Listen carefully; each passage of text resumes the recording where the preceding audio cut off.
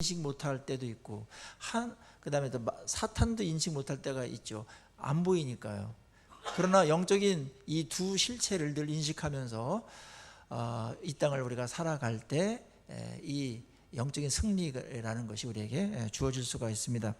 이 싸움은 불가피하다라고 말했습니다. 왜냐하면 사탄이 공격해 오기 때문에, 그것도 한 번이 아니고 집요하게 계속 공격해 올 것이고, 예수님 재림하는 그날 마지막 완전히 패해서 망할 때까지 공격은 멈추지 않을 겁니다. 오히려 시간이 갈수록 자기 날이 얼마 남지 않음을 알고 사탄은 어떻게든지 성도들을 공격을 해서 구원받지 못하게 만들고, 구원받은 사람들은 또 구원 못 누리게 만들고, 그 다음에 하나님 앞에서 별 볼 일 없는 인생으로 살다가 겨우 구원받도록 하게끔 하는 이런 이제 전략을 갖고 있는 것입니다. 오늘 다섯 번째 무기는 구원의 투구입니다. 자, 신체를 다 보호하는 보호 장비들이 지금 있죠. 칼을 제외하고는 다 보호용 장비들입니다. 그러니까 우리 영적인 싸움은 대부분이 공격보다는 뭐예요? 지키는 싸움이죠. 보호하는 싸움입니다. 잘 지키기만 해도 이기는 거니까요. 그래서 어떻게 보면 싸움이 쉬워요. 이기는 건 지키면 되는 거니까, 이미 확보된 거를 빼앗기지 않으면 되는 것입니다. 털리지 않으면 되는 것입니다. 그런데 인체로 비유했을 때 모든 부분이 다 중요하지만, 부위가 신발도 중요하고, 그 다음에 몸도 흉배 이런 거 중요하고, 방패도 중요하고, 가슴과 몸을 가리는 투구도 중요한데, 역시 가장 중요한 거 하나를 꼽으라면 역시 머리를 보호하는 투구가 굉장히 중요할 수밖에 없습니다. 왜냐하면 머리를 공격해서 이게 뚫리면, 창이나 칼이나 화살로 뚫리면 치명적이기 때문에 그렇습니다. 그렇죠?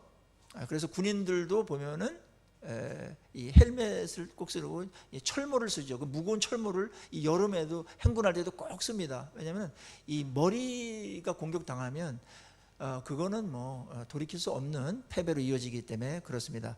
사탄도 이런 중요 부위를 알아요. 우리의 감정을 공격하는 것도 알고, 신발 해가지고 미끄러지게 하는 것들도 알고, 불화살 쏴가지고 불을 지르는 것도 아나, 우리를 치명상을 입히는 것들도 알고 있습니다. 그게 뭐냐면 머리에 공격이 됩니다. 머리. 그래서 옛날 요 로마 군인들의 무장했던 요 투구를 보면은 옆에 그 청동이나 철로다가 돼 있고, 그 다음에 그 안에 그 무게를 지탱하기 위해서 가죽이나 푹신푹신한 어떤 천으로다가 싸서 계속 이렇게 쓰고 다녀도 될 수 있게끔 그렇게 만들었습니다. 그리고 위에 이렇게 로마 병사들 보면은 말총머리처럼 이렇게 또 영광스럽게 그 표시를 하고 장식을 또 하고서 다니는 모습 우리가 영화에서 본 적이 있죠. 자, 그렇다면은 이 구원의 투구라고 그랬는데, 자, 이 투구는 머리를 보호하는 거다. 그러면 그 비유에 그 어떤 그 공통점이 있을 거 아닙니까? 그럼 머리를 보호한다. 그건 뭘까요? 영적인 지성을 보호하는 겁니다. 사탄은 우리에게 치명적인 상처를 입히는 게 감정적으로 이렇게 삐지게 만들거나 낙심하게 만드는 것도 있지만, 또 미끄러져서 이렇게 넘어지게 하는 것도 있지만, 잘못된 거짓된 지식으로다가 공격을 해와서 그것에 의해서 우리를 넘어뜨리려고 하는 것이죠. 인간이 죄가 들어오면서 가장 치명적인 손상을 입었던 부분이 지정의 중에 지성입니다. 사탄은 오늘도 지성을 공격합니다. 거짓된 지식, 거짓된 사상에 대한 공격을 하죠. 거짓된 이념들, 굉장히 무섭습니다. 공산주의 그 이데올로기에 사로잡히면 얼마나 무섭습니까? 그렇죠? 말이 안 통해요. 그 다음에 또 이 국수주의적인 너무나 극우 성향으로다가 하는 또 이 이념을 갖고 있으면 또 분별력이 없어가지고 또 이게 국가를 위한다고 하지만 국가를 또 해롭게 하는 그런 부분들도 생겼습니다. 그게 이제 히틀러라든지 일본의 그 어떤 그 전범들, 이런 사람들이 갖고 있었던 거거든요. 이 자기 나라만 위하는데 결국 망하게 하는 것이죠. 바리새인들도 그런 어떤 지성에서 굉장히 공격을 많이 당해가지고 이스라엘을 위한다고 했는데, 바리새인들 때문에 이스라엘이 완전히 망한 겁니다. 오늘 이 지성에 대한 공격은 무차별로 이루어지고 있고, 엄청나게 많은 책들과 그 다음에 지식의 홍수 속에서 이 사탄의 공격이 들어가는 거기 때문에 이게 쉽지 않아요. 이걸 잘 막아야 됩니다. 구원의 투구를 써야 됩니다. 특별히 투구의 이름을 무슨 사랑의 투구라든지 믿음의 투구라든지 아니면은 뭐 헌신의 투구 이렇게 안 하고 구원의 투구라고 명명을 했기 때문에 구원과 관련된 공격이 사탄으로부터 벌어진다. 자, 사탄은 궁극적인 그 공격 목표가 뭘까요? 우리를 구원받지 못하게 하는 겁니다. 이게 사탄의 가장 큰 공격의 목표입니다. 그러니까 사탄이 사람들을 이용해 가지고, 지성인들을 이용해 가지고, 지식을 이용해 가지고 구원받지 못하게 했던 많은 공격들이 있었어요. 그거를 우리가 구원의 진리로다가 막아내야 되는데, 자, 어떤 사탄의 공격들이 있는지, 자, 이거는 헤아리기가 어려울 정도로다가 광범위하면서 다양합니다. 가장 전과를 많이 올린 그런 영역이 있다면, 사탄이 인류를 공격해가지고 가장 혁혁한 공을 올려서 구원받지 못하게 했던 그러한 아주 대승을 거둔 분야가 있는데 어딜까요? 무신론입니다. 신은 없다 이렇게 속인 겁니다. 신이 어디 있어? 그래서 제가 이 조사를 해봤어요. 한국에 종교 인구가 있는데 2018년에 문화체육부 체육관광부에서 이제 그 조사를 했잖아요. 전 국민의 43.9%, 그러니까 43%, 2149만 8,715명이 종교를 갖고 있어요. 그러니까 절반이 안 돼요. 2005년에는 절반이 훨씬 넘었었습니다. 그러니까 56.1%가 종교를 갖고 있지 않아요. 이 자체가 뭘 말하냐면 56% 정도가 무신론적인 사상을 갖고서 살아간다, 이렇게 예측할 수가 있을 것입니다. 물론 이들이 이제 종교를 갖지 않고 신을 인정하는데 어느 종교를 택할까 하는 사람들도 몇 퍼센트 있겠으나, 이제는 종교 인구보다 종교를 갖지 않은 인구가 56%로 더 많다. 그 말은 무신론이 점점 더 우리 한국 사회를 지배해가고 있다, 이런 분석이 가능한 겁니다. 그래서 옛날에 청년 때, 제가 대학생 때만 하더라도 신이 있냐 없냐, 인간의 존재 이유가 뭐냐, 또 이건 모든 근원은 뭐냐, 이런 어떤 철학적인 그런 토론이 있었어요. 뭐 술 마시는 사람은 술 마시면서 뭐 하고, 그 다음에 또 뭐 도서관이나 또 강의실이나 이런 데서도 교수님이나 학생들이 이런 토론을 즐겨 했단 말이에요. 근데 요즘은 그런 거 안 합니다.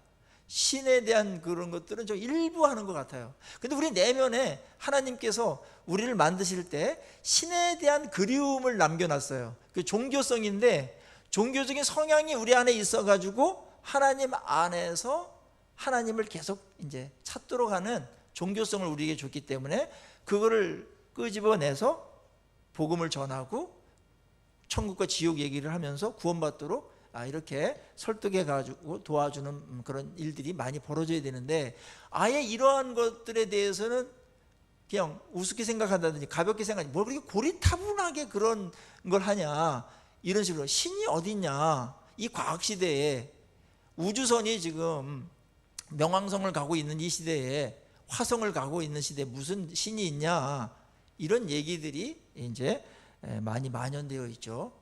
엄청난 사탄의 공격이고, 구원의 투구가 없는 사람들, 무방비 상태로 사탄의 공격을 당해서 비참하게 무참하게 쓰러지고 있는 것입니다.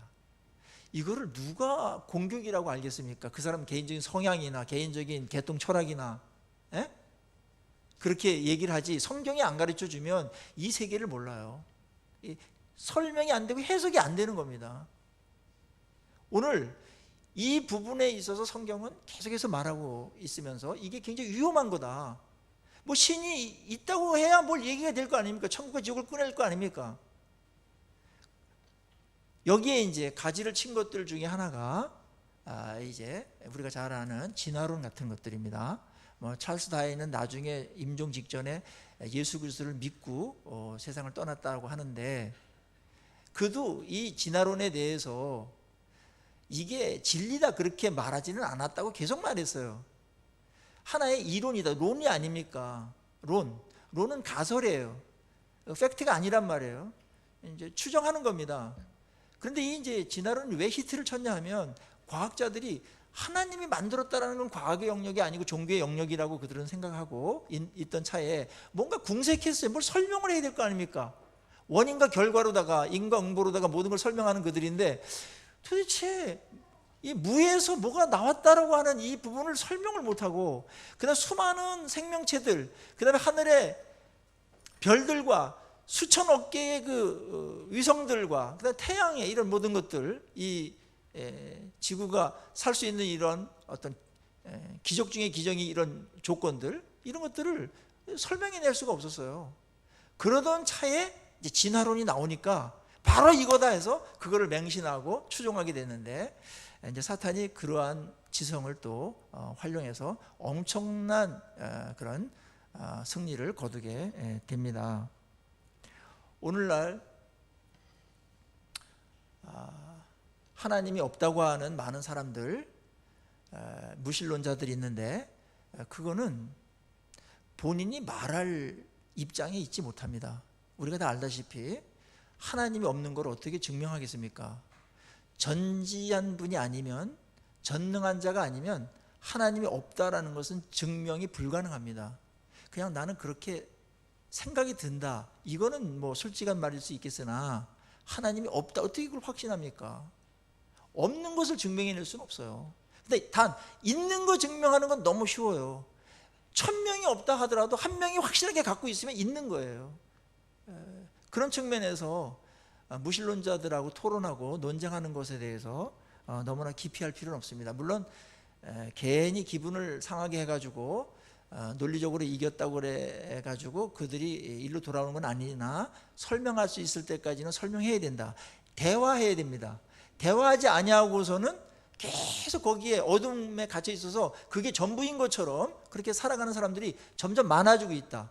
또 이 세상이 얼마나 바쁘게 돌아가는지 지금 처리할 문제도 바쁘기 때문에 이런 어떤 형이상학적인 철학적인 것 같은, 사실 실제적인데 인생의 본질 문제가 이거를 해결하지 않고는 안 되는데 언제 그런 얘기를 하냐 하면서 그냥 바쁘게 살다가 그냥 바쁘게 가버리는 거예요. 하나님도 모르고 뭐 그렇게 가버리는 거예요. 지옥입니다.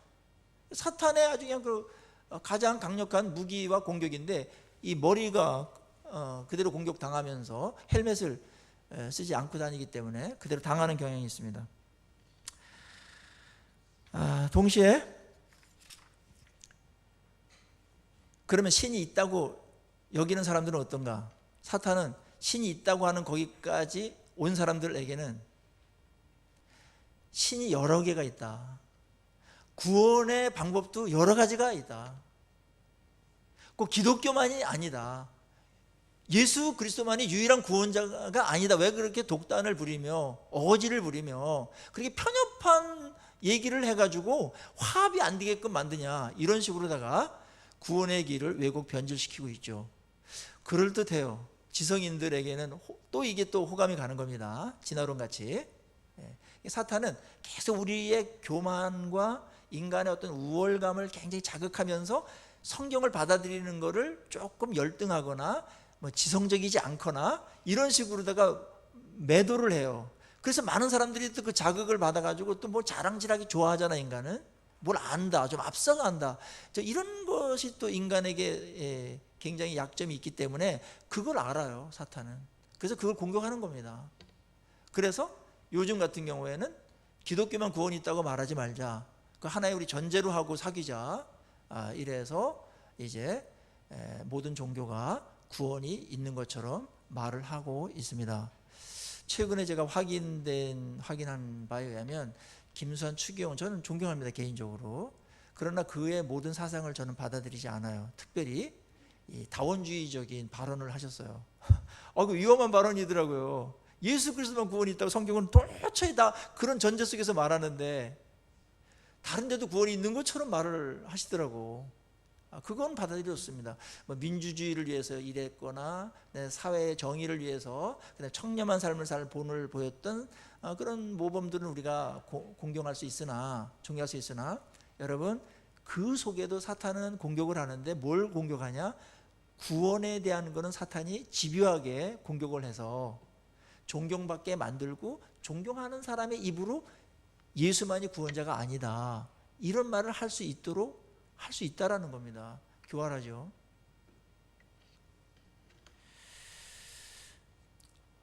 아마 우리의 이제 남은 예수님 재림할 때까지 우리의 세대는 이 다원주의와 큰 싸움을 하게 될 겁니다.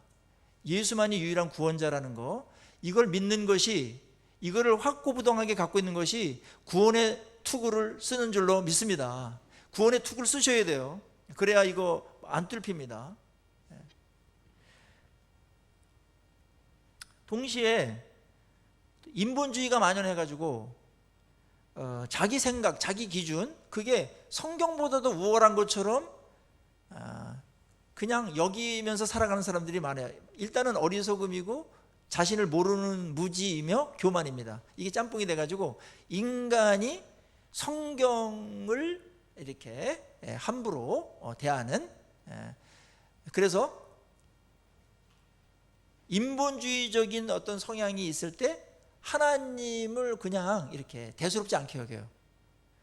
그리고 하나님의 말씀에 대해서 권위 있게 안 받아들임으로 인해서 천국과 지옥도 뭐 그냥 그냥 이상적으로 해보는 소리지 그게 뭐 실제 있겠냐, 뭐 이런 식으로다가 자기 생각으로다가 하는 거 엄청나게 위험한 겁니다. 이건 뭐 어디서 얻었는지 모르겠는데 또 이런 생각을 갖고 있는 사람들이 많아요. 그리고 또 어떤 사람은 내가 뭐 이 정도 착하게 살았으면 천국 가겠지 뭐 이러면서 가고, 어떤 사람은 또 뭐 아내가 잘 믿으니까 뭐 치맛자락에다 끌고 가면은 뭐 따라가지 않겠나 뭐 이렇게 생각을 하는데, 뭐 믿음인지 그냥 농담인지 모르겠으나 위험한 생각들입니다. 자, 인본주의의 이 기준들은, 자, 허점이 뭐냐면 이거예요. 미국의 영주권을 얻으려면 미국 법에 충실해야 돼요.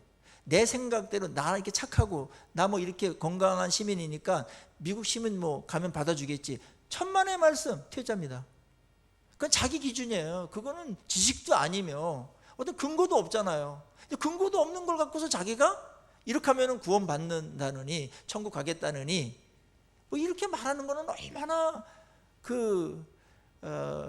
우스꽝스러운 그런 발언들입니까? 근데 사탄은 그런 사람들도 많이 만들어 놔서 많으니까 또 힘을 받고 이래서 천국 못 가게 만들고 지옥 결국은 가도록 하는 이러한 술수와 괴계와 속임수를 계속 퍼뜨려 왔다. 인류에 엄청나게 많은 사람들이 여기에 관련되어 있고, 똑똑하든 똑똑하지 않든 무슨 박사든 뭐든 상관없이 영적인 이 세계는 완전히 다른 세계예요.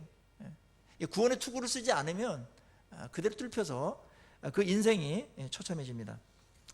자, 사탄은 구원받지 못하게 한다. 두 번째, 그럼 구원받은 사람은 어떡하냐? 성령님의 역사와 하나님의 선택하심과 그 다음에 우리가 예수를 믿음으로 인해서 구원받게 되죠. 그럼 1차적으로 사탄은 실패한 거예요. 그러면 사탄은 공격이 끝나냐? 그렇지 않아요. 여기 이제 구원의 투구라는 얘기가 또 나오는 건데, 사탄은 2차적인 공격을 하는데 구원받은 사람들 어떻게 공격할까요? 구원의 확신을 못 갖게 해요. 구원의 확신이 없으면 마음에 기쁨도 없고 평안도 없고 소망도 없어집니다. 삶이 역동적이지 못합니다. 세상 사람들하고 비슷합니다. 그리고 세속화를 이겨낼 수가 없어요. 천국에 대한 확신, 이게 없으면 마음에 평안이 없고 죽을 때도 불안한 가운데 눈을 감습니다. 최근에 이상구 박사 아시죠? 이상구 박사가 회심을 했는데 이제 안식교인이었습니다. 옛날에 막 엄청나게 막 방송에 엄청나게 나왔어요. 이 건강 문제 뭐 엔돌핀이라는 말도 유행시켰고 이런 분인데 지금도 그 활동을 하십니다만은 천주교인이었어요. 아니 천주교 아니고 이제 제7 안식교인이었어요. 근데 안식교인인데 이분이 신앙이 엄청 좋아요. 그런데 이제 말기 암 환자들 많이 이렇게 이제 치유하는 그런 사역을 하고 있잖아요. 그런데 안식교인 중에 굉장히 경건하고 그 다음에 신앙생활 딱 잘하고 막 빈틈이 없는 다 갖춘 어떤 분이 있었대요. 근데 이분이 죽어가는데 거기 이제 안식교 목사님이 왔어요. 목회자가 왔어요. 그래서 목사님, 저분은 천국 가겠죠? 구원 받았겠죠? 그러니까 이분이 하는 말이 잘 모르겠다고, 조사 심판을 해야 된다고. 이 조사 심판 교리가 있어요, 그 안식교에는. 그래서 삶을 다 조사해 가지고 이제 그거를 이제 성경적으로다가 한번 비교를 하겠죠. 그런데 이게 최종적인 결론은 언제나 이거예요. 구원 받았는지 모르겠다, 예수님께서 재림하셔야 알 수 있다, 대부분 이렇게 판정을 한다는 거예요. 그러니까 이 사람이 임종하면서도 불안한 거예요. 내가 천국 가나 못 가나. 그런데 이상한 성경을 또 많이 보니까 이 정직한 건 참 중요해요. 어디에 또 빠지지 않고 하나님께서 어떤 통찰력을 준 거죠. 성경을 딱 보다니까 탕자의 비유가 딱 나왔는데 그거랑 안 맞는다라는 거예요. 이게 조사심판교리가. 탕자의 비유를 보면은 타락해서 나갔던, 아버지를 품을 떠났던 나갔던 아들이 돌아올 때 무슨 조사해가지고 받아들이고 이만하면 아들로 받아들인다든지 그렇게 하지 아니하고 아버지께 돌아오는 믿음을 그대로 받아들여서 바로 신분이 아들로 회복시켜주고 가락지 끼우고 신을 신기고 새 옷을 입히고 잔치를 하는 하나님의 자녀가 되고 그게 구원을 얻는 거잖아요. 그런 것이 하나님이고 성경적인 교리인데 이거를 무시하는, 이것과 충돌되어지는 그 장면을 보면서 이거는 아니다, 이런 생각이 들어가지고 성경을 더 연구하다가 기독교로 귀의했습니다. 이거 굉장히 엄청난 일이어서 협박도 좀 있을 수 있고 자기가 평생 이제 했던 건데 이 교리를 뒤집어 엎으면서 왔기 때문에 이쪽에서는 엄청난 어떤 그 충격을 받았겠죠. 그래서 지금 이제 이거 전하러 많이 다닙니다. 자, 우리 중에도 예수를 분명히 믿어요.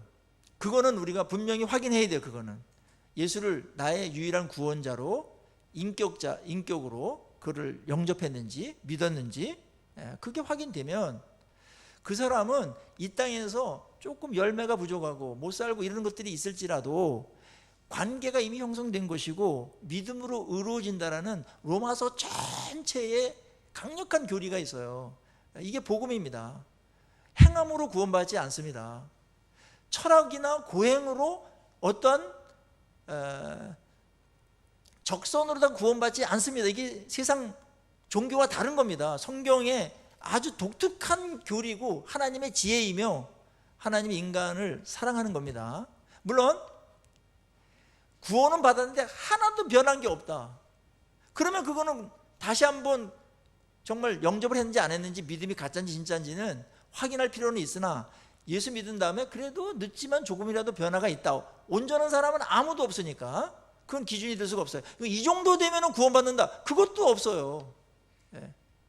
부끄러운 구원받는 사람이 있을 수 있고 그렇지만 떳떳하게 구원받는 사람도 없다. 왜냐하면 은혜로 구원받는 거기 때문에. 이게 철저한 개혁주의 신앙이며 성경 전체가 지지하는 겁니다.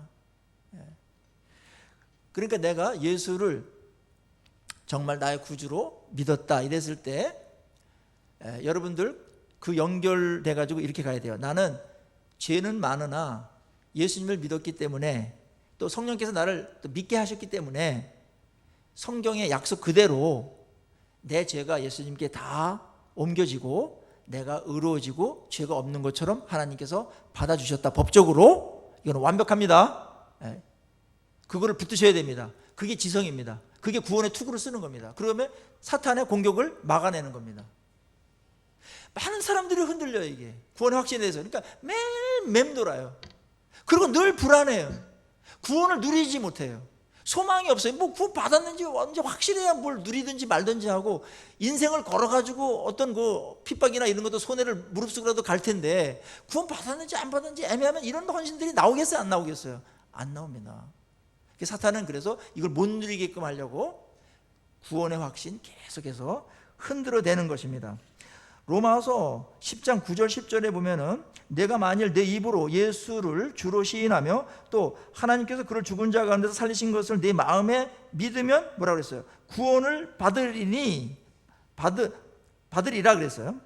사람이 마음으로 믿어 의에 이르고 입으로 시인하여 구원에 이른다고 그랬어요. 여러분들이 마음에 믿어져요. 100%가 아니고 이해한다라는 게 아니에요. 믿어져요. 주님이다. 그건 분명하다. 그분이 나의 죄를 위해서 죽으셨다. 믿어져요. 그랬을 때 그거를 고백해. 주님, 제가 주님을 믿습니다. 부족하고 다 알지 못하나 주님 저를 받아주시고 죄를 사해 주시고 구원해 주십시오. 이랬을 때 하나님께서 이 모든 역사를 관장하시고 성령께서 그러한 마음도 주셔가지고 그런 고백이 나오는 줄로 믿습니다. 이게 이제 영적으로 굉장히 엄청난 일이 그 안에서 벌어지는 거예요. 아무나 예수를 주라고 시인 못해요. 죽었다 깨어나도 못해요. 이거는. 그래서 고린도서 12장 3절에 보면은 누구든지 성령이 아니고서는 예수를 주시라 할 수 없다. 예수를 주님이라고 고백할 수 없다라는 거예요. 고백하는 자체가 성령께서 우리에게 들어오셔서 고백하게 하시는 줄로 믿습니다. 이게 이제 객관적인 것이고, 주관적인 것은 예수를 믿은 다음에 부족하지만 죄가 있으면 하나님께 나가고 회개하고 싶고 괴로워. 옛날 그런 게 없었어요. 그 다음에 하나님 영광을 위해서 뭔가 마음에 소원이 생겨. 하나님 기쁘게 해드려야 되겠다. 부족하지만 또 하나님의 나라에 대한 소망이 있어. 그리고 거기에 가치관의 변화, 인생관의 변화가 조금씩 생기고 있어요. 그래서 굉장히 그런 것들이 중요하게 여겨지며 거기에 또 헌신도 하고 이런 일들이 내 삶 속에서, 주관적인 삶 속에서 벌어지고 있는 것, 구원받았다는 주관적인 증거이기도 합니다. 가장 중요한 거, 내가 성령이 있나 없나, 가장 중요한 거, 주관적인 거. 말씀을 전할 때 말씀이 이해되어지고 깨달아지고 받아들여진다면 그거는 성령께서 하시는 것인 줄로 믿습니다. 성령이 아니고서는 어느 철학자도 어느 석학도 말씀을 이해할 수 없어요. 말씀에 대해서 반응할 수 없어요. 왜냐하면 죽어 있었기 때문에.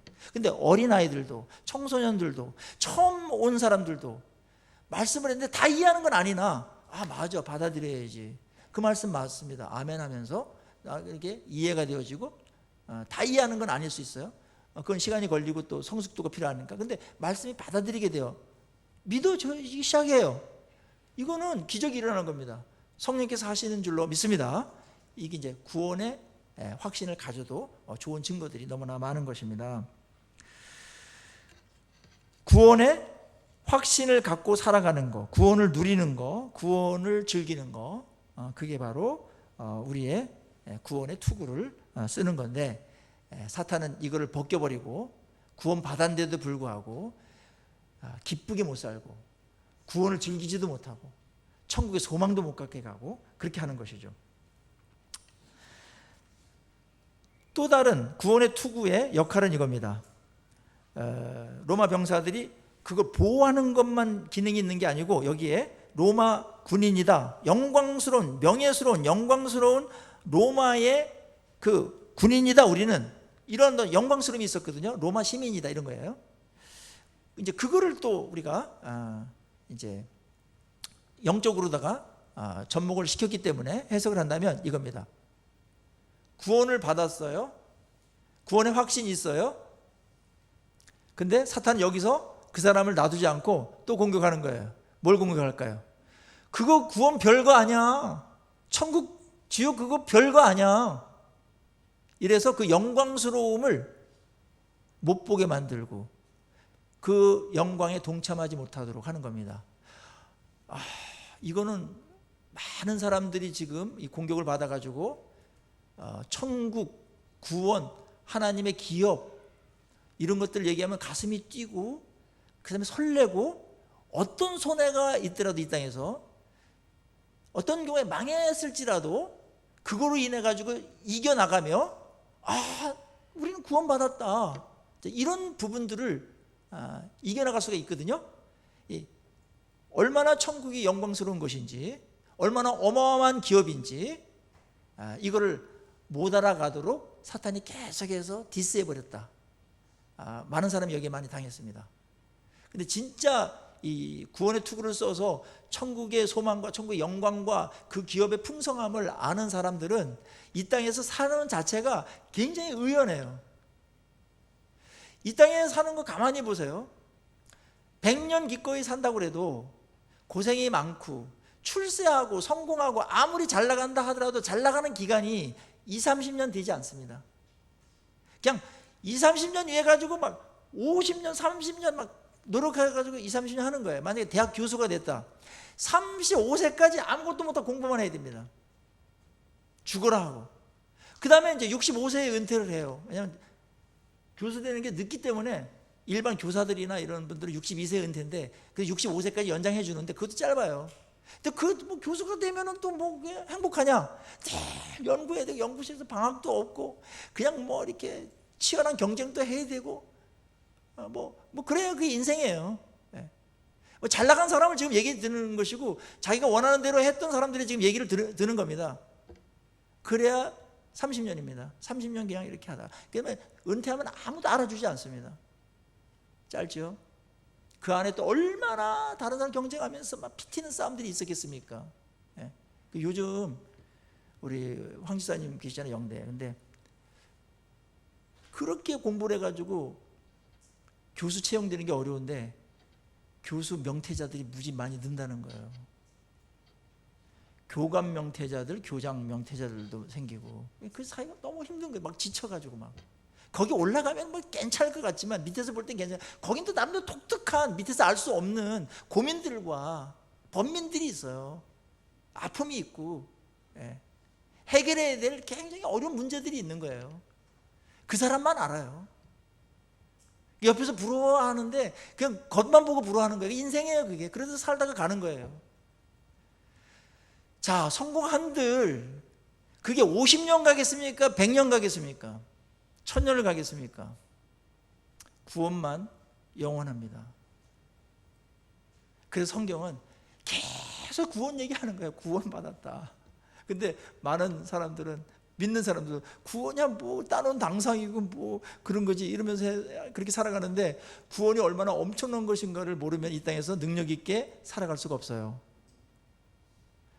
사실은 이 땅에서 기독교인들이 세상과 다르게 살아가고 거스르면서 그렇게 세속화되지 않고 자신을 거룩하게 지키면서 살아갈 수 있는 힘과 근거는 어디서 올까요? 천국에 대한 소망과 영광입니다. 그걸 아는 자만이 버텨낼 수 있지 이거 모르면 세속화될 수가 있고 어중간하게 그냥 양다리 걸치면서 간다니까요.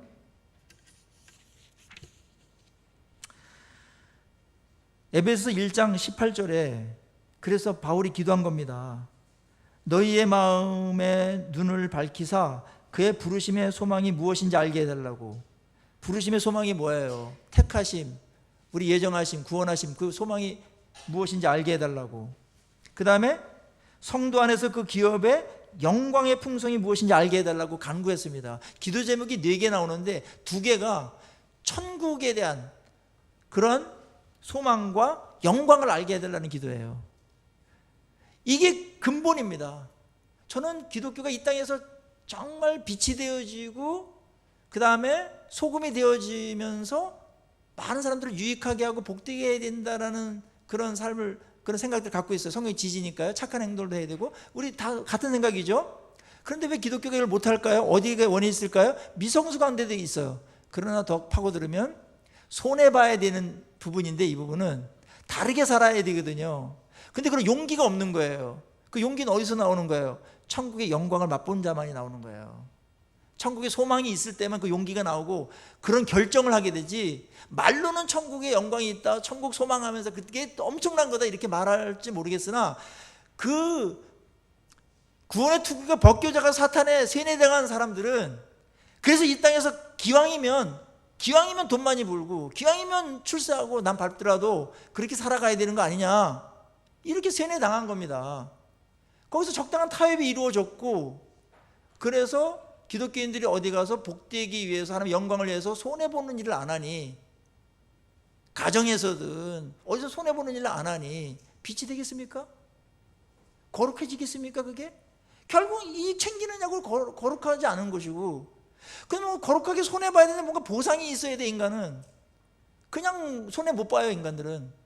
그게 뭐냐면 천국에 소망이 있다, 천국 영광이 있다, 천국에 5천억 이상이 예금돼 있다, 그거 100원 양보해라. 그러면 쉬워지는 거죠. 이 길밖에 없어요. 이게 엄청난 겁니다. 이게 종말론적인 신앙이 오늘을 거룩하게 하는, 오늘의 신앙의 길을 걷게 하는, 그러면서도 모든 것을 가진 자처럼 살아가는 여유, 의연함, 이 이제 매력이 나오는 거거든요. 이게 여기서 쫀쫀해진다든지 야박해지면, 아니, 세상 사람과 똑같은 게 뭐가 달라요? 예배 드리는 거 달라요? 그건 감동을 주지 못합니다. 삶에서 결정할 때 그때 감동이 있는 거예요. 손해볼 때 누구도 하지 못해요. 그럴 때 천국의 소망을 바라보면서 그 어려움을 결정을 하고 그 어려움들을 헤쳐나가고, 그럴 때 많은 사람들이 와, 진짜 있나 보다. 그래서 이제 기독교인들이 순교자가 가장 많이 나오잖아요. 소망이 있기 때문에 가능한 겁니다. 그래서 나의 영원하신 기업, 생명보다 귀하다.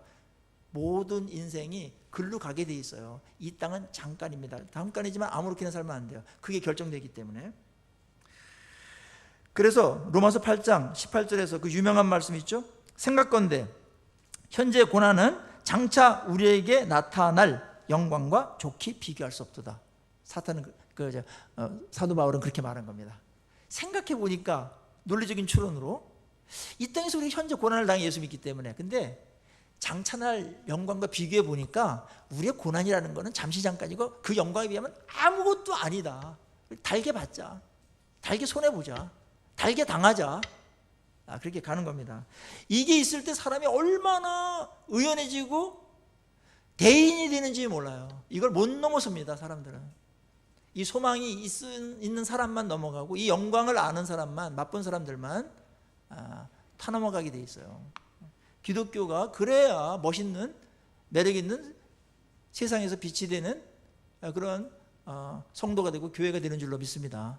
결국 이거거든요. 우리 카타콤에 기록된 그런 글귀를 책으로 낸 부분인데, 한 부분을 제가 소개해 드릴게요. 구원을 위해서, 신앙을 위해서 굴 속에서 산 거 아닙니까? 갑바도기아 가보니까 저쪽에 터키에 그 석회암으로 돼 있어요. 근데 파면은 이게 잘 파지는, 거기에 동굴이 엄청나게 많더라고요. 거기서 산 거예요. 근데 그게 1, 2년 살 게 아니고 지하 도시도 있었는데 지하 도시의 인구가 50만까지 있었다니까.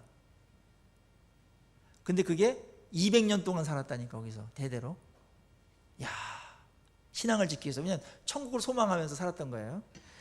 자, 거기 카타콤의 그 박해와 어떤 그런 것들을 이기기 위해서, 신앙을 지키기 위해서 살았던, 인생 전체 판을 바꾸면서 구원 하나 얻는 것으로 이 고난들 넉넉히 감당할 수 있다고 살았던 사람들, 거기 글귀가 이런 글귀가 있어서 제가 감동이 되어서 인용하겠습니다. 우리는 보석을 싫어하는 사람들이 아닙니다.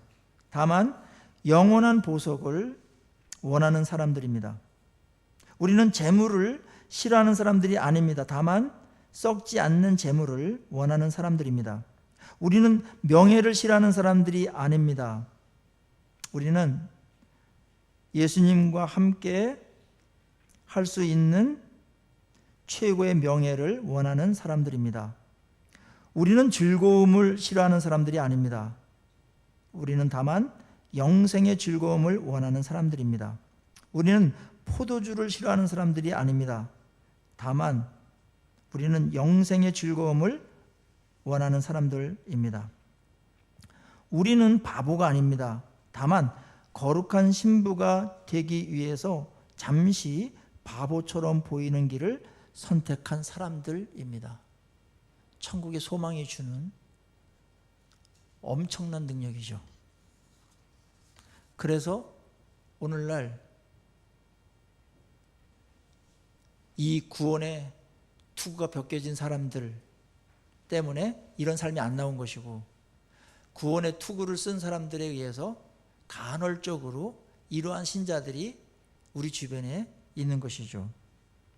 여러분들은 이 구원의 투구가 확실하게 쓰여져서 이러한 구원을 폄하하고 구원을 소망하지 못하게 하고 구원을 시시하게 여기는 천국을 소망하는 그런 삶이 아니라 이 땅의 어떤 일들 때문에 천국에 대해서 별로 생각지도 않는 그런 공격을 받고 있지는 않나요?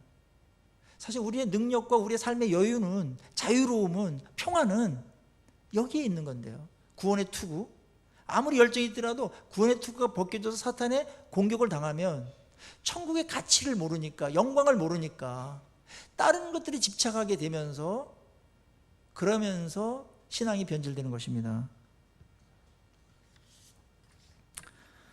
가장 유명한 이 부분을 설명한 극적인 장면이 있다면, 모세가 신명기 33장 29절에서 축복을 마칠 때 임종하죠. 이걸 하고서 곧바로 임종하시는데 40년 동안 애굽에 있다가 이 백성들을 인도해 내잖아요. 그리고 40년 동안 그 가나안 땅을 바라보고 갑니다. 가나안 땅 사실은 천국이에요. 그거를 바라보고 가는데 많은 어려움들이 있었죠. 거기에 반론도 제기하고 돌아가겠다는 사람도 있고, 그게 이제 이 구원의 투구를 쓰지 아니하고 공격당한 사람들의 행동이었을 것입니다. 근데 그때 그렇게 말하잖아요. 그 신명기 33장 29절 보면, 이스라엘이여 너는 행복자로다. 여호와의 구원을 너같이 얻은 백성이 누구냐. 이거 하고서 이제 소천하시거든요. 임종하십니다. 마지막이에요. 축복의 마지막 결론이에요. 근데 이스라엘 백성들 우리가 알지만 당시에 행복한 조건이 없었어요. 물도 넉넉하지 않고 먹는 거 늘 만나만 먹고, 그 다음에 가나안 땅을 차지하는 것도 아니고 싸워야 돼요. 불안한 미래가 펼쳐져 있을 뿐이에요. 그런데 성령 충만했던 모세는 그 백성들을 다 모아놓고 유언적으로 선언합니다. 결론적으로 이스라엘이여 너희는 행복자로다. 왜냐하면 너희들같이 하나님의 그 구원을 받은 백성이 누구냐. 구원 하나 얻었다라는 것만으로도 행복의 조건이 필요 충분 조건을 넘어선다. 세상에 많은 행복의 조건들이 있다. 물론 행복에 도움이 됩니다. 그러나 그걸 상쇄하고도 남는 축복이 있다. 그게 뭐냐? 구원이다. 아멘입니까? 그렇습니다. 이게 이제 언제 결판이 나냐면 임종 직전에 가보면 그래요. 남는 거 없습니다. 잘 나갔다. 그게 거기서 무슨 힘이 있습니까? 한때 그냥 지나간 거예요. 유명했다. 돈 많이 살았다. 아니 그게 임종하는 판에 그게 무슨 의미가 있습니까? 영원한 가치가 있는 것은 구원이에요. 그게 모든 위로가 되는 겁니다. 아무리 어려운 상황에 있는 사람도 구원받았다라는 것을 딱 대면 다 위로가 넘치는 겁니다. 이런 위로가 여러분 가운데 충만하게 넘치기를 간절히 축원합니다. 그렇습니다, 여러분. 이거 본질입니다. 이게 기독교입니다. 이 토대 위에 다른 것들을 이 땅에서 해 나갈 때 우리의 욕심도 이길 수 있고, 어떤 세상적인 집착에서도 자유로울 수 있고, 그 다음에 질 수도 있고, 알았죠? 좀 잘 지는 사람이 멋있는 사람이에요. 제가 테니스 얘기 가끔 하는데, 고수는 누구냐? 잘 질 줄 아는 사람이다. 잘 질 줄 몰라요. 한번 질 수 있는 거예요. 알았죠? 이 땅에서 다 이길 필요 없어요. 아니, 천국을 소유한 사람이 그렇게 여유가 없습니까? 양보할 수 있죠. 거기에 기독교의 능력과 파워가 나오는 겁니다. 의연함과 품격이 나오는 겁니다. 고상함이 거기서 나옵니다. 양보할 때. 그것은 더 많은 것들을 우리가 소유하고 있다라는 이 엄청난 지식, 취소될 수 없어요. 누구도 빼앗아갈 수 없어요. 하나님이 지키시니까. 그걸 하나님부터 누가 빼앗아 가겠어요? 하나님이 우리에게 주신 것인데. 그거는 이 땅이 두 쪽이 나고 세상이 변화무쌍하게 아무리 변한다 하더라도 하나님께서 여러분에게 준 천국, 구원의 영광들, 그 기업들은 하나도 손대지 못하고 고스란히 여러분의 것이 될 줄로 믿습니다. 그 하나님 붙드시고 이 땅에서 그 나라를 위해서 영광스럽게, 그 다음에 즐거운 마음으로, 그 다음에 모든 것을 얻은 자다운 그런 면모를 가지고 우리 인생을 의연하게 빛되게 이렇게 살아가기를 주의 이름으로 축복합니다. 기도하십시다.